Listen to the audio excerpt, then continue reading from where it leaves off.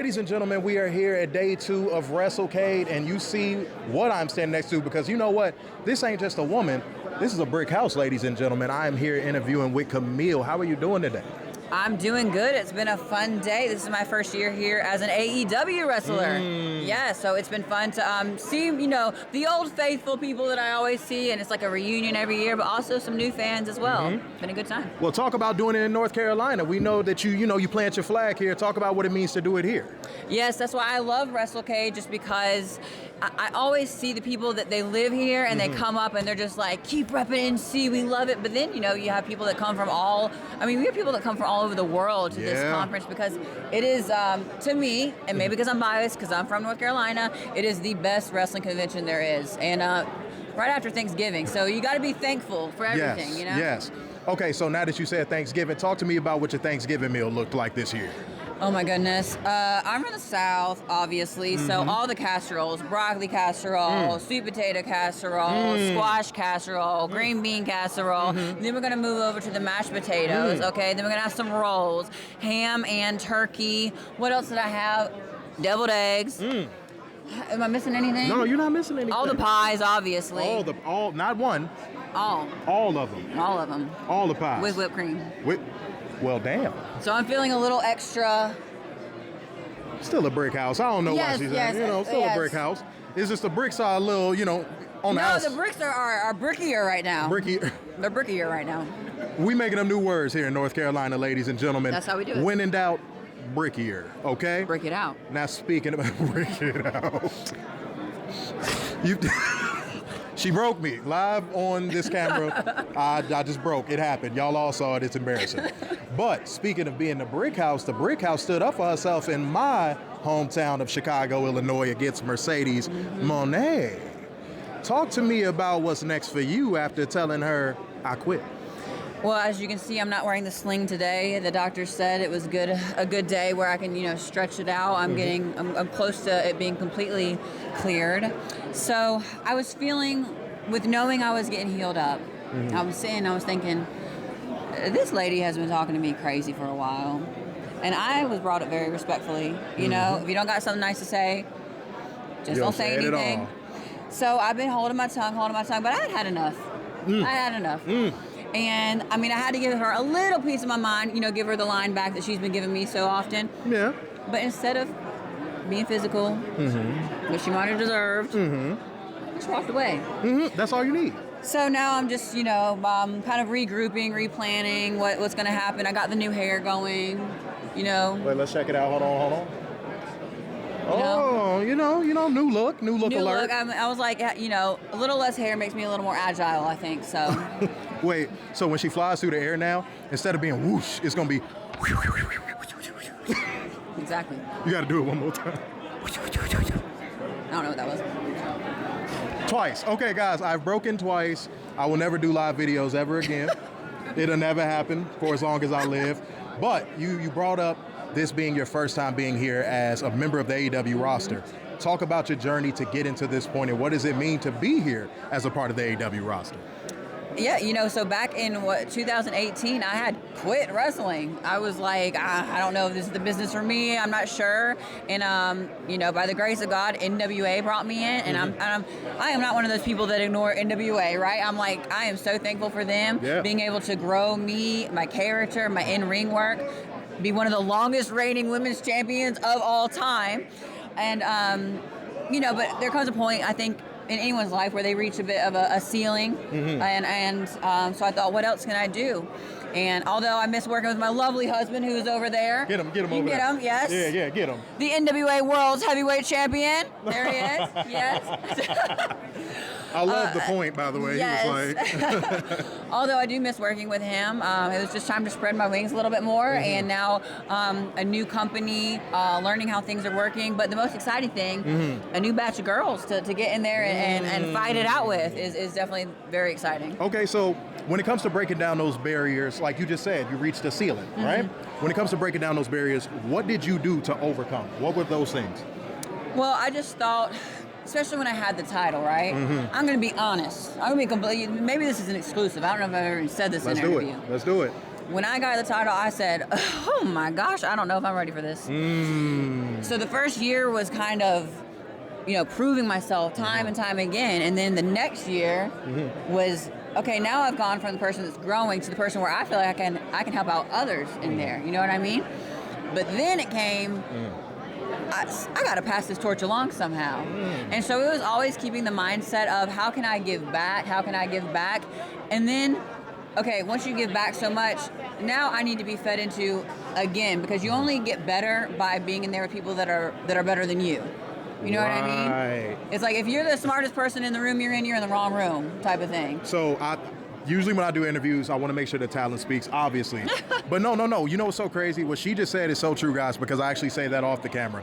If a person has a lot of knowledge and they're in the room with you and they're trying to give you the game and you're trying to talk over them, what are you actually learning? You know what I mean? So giving that knowledge and giving back, who are a few talents that you gave that to?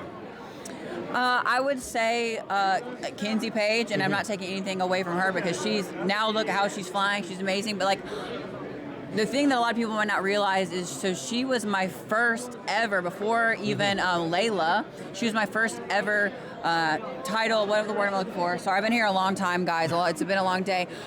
My first title defense. Thank you. Yes. And then so fast forward to that, 2.5 years later, and then she beats me for it. Like, that was such a big moment. And like, she's obviously a younger girl. I've lived a lot of life in I'm 32 now, 32 years. And so just not even like young. Not even in the ring stuff though, because like that's one thing. I'm talking about just life. Like, real life is to me more important than in ring. So just being able to help out people with life, and that you can that no matter how dark it looks, how bad it is, that it will always get better and things will always be good.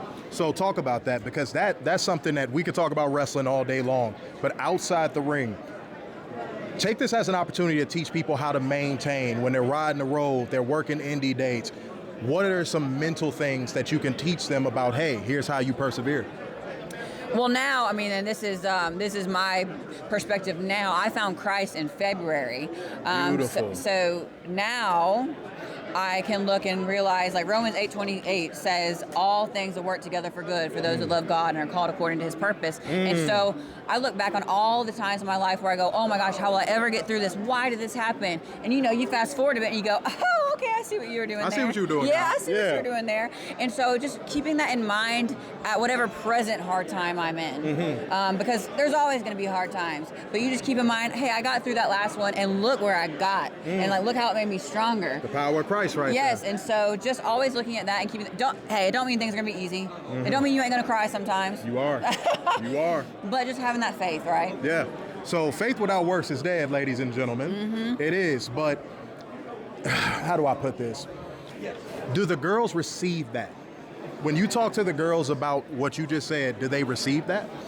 Well, see, you got to remember too, I came to Christ in February. So I've done my whole wrestling career without Christ for a long time. And the thing about that is I would be so hard on myself because you think that you can control everything. And you cannot. Right. And when you think you can control everything and something don't go the way that you think it should go, you're like, what in the way? And I don't want to say you shouldn't be hard on yourself, because you should be your worst critic. In order to grow. Right. But you should also go, you know what? Some things are out of my control. Have you ever saw that little circle diagram where it's like, these are the things you can control? Yes. Yeah. And That's when perfect. Yes. And when you start worrying about all these other things and try to fit them in your circle, you'll lose your mind. So when you say, will they receive it? I used to still say these types of things, but without that faith base. So it was very much like only works and no faith. But I mean, everybody, even in the locker room now, everyone knows that I'm a believer. I'm not shy about it. If someone wants to talk to me about it, I will sit there in the corner of the locker room, talk to them all day about it. And if not, I'm not like sitting there going, hey. Yeah, good old Bible thump. Yeah, right. Boop.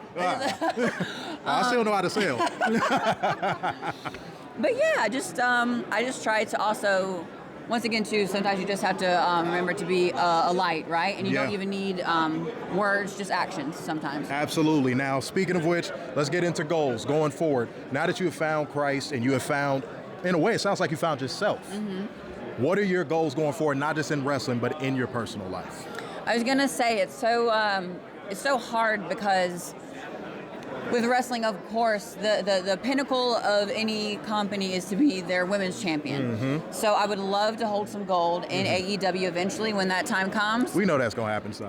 When that time comes, who knows? But I'll just keep doing what I know how to do and hopefully show, because I still feel like the AEW world hasn't even seen, not even really a glimmer of what I have to offer. I agree. Yeah. So I mean, even like being able to talk and show some personality. I'm really excited just for AEW fans to get to know me a little bit better. And then outside of wrestling, but still kind of in wrestling, just to use my platform even more to glorify God. That's the number one. When people are like, "What's your job?" Like, wrestling is my job, but my purpose is always to glorify God. So one of my main goals doing this interview, guys, is because when you see something in somebody and you know they're capable of something, you want to bring that out. Kamille, I mean, didn't you used to work on a rally squad for like the Texas Rangers or something like that? Yeah, the 6 shooters. Yeah, you know what I'm saying? So like, it's been there, and I saw that, like the moment I saw that, I said, that's a different side of her that she can bring out. Right. Is that something you want to see brought out of yourself within, like, let's just say the immediate future? I would say the immediate future, yes. To be honest, just because when I started at NWA, you know, I did the silent bodyguard thing. It worked. And they did a great job with that. And I think I did such a good, nice, slow, like evolving. And then by the end of the run, everybody knew who Kamille was and how I talk, my attitude, and all of that. And so now it's just reintroducing that to. Sorry, I got a burp. All right. Bloopers. I broke twice, so that's fair game. But now it's just introducing that side of me to the AEW fans because, I mean, and if someone says, "Oh, she doesn't have personality," well, I mean, to be honest, I would agree with them up to this point because I haven't gotten really a chance to show it. Cool. So I'm just really excited for everyone to see, like, hey, I'm more than just standing there making faces. And beautiful. Oh, thank you. But, you know, something I want to ask, and this is going to be my last question, I promise. So you talked about your faith, you talked about your walk, you talked about your journey. I mean, we've gotten a lot done just in this little bit of time. But, if you go against Mercedes, right? How are you finishing that match? Are you going straight to the finisher, or do you want a referee stoppage? Well, so... You know it's a difference. I do know it's a difference. A big reason why I want it to be my finisher, I haven't got to hit it much, so you might not even know the name of it, but it's the Road to Damascus. And if you know anything about the Road to Damascus, I do. That's where the scales fell from Paul's eyes. And I know that day when I beat Mercedes with the Road to Damascus, the scales will fall from everybody's eyes, and they'll be able to see what I'm made of. You hear that? Do you hear the scales? The scales? The skills. Oh my God. Ladies and gentlemen, I've had a great time interviewing this amazing woman. So it's time to get up out of here. Let her make some more money. Spend some more time with her husband. Get shot again. That guy so holding a drink. He's so handsome. Why weren't you in the night at the Roxbury? Chris Kattan took it. That's what it was. I was busy. You were busy. Yeah. Yeah, Will Ferrell's a nobody. Yeah, we know. Yeah. But guys, we're about to get up out of here. So sign off yet again. It's your boy, Mr. Starks, and Kamille, the Brickhouse. And we out of here, y'all.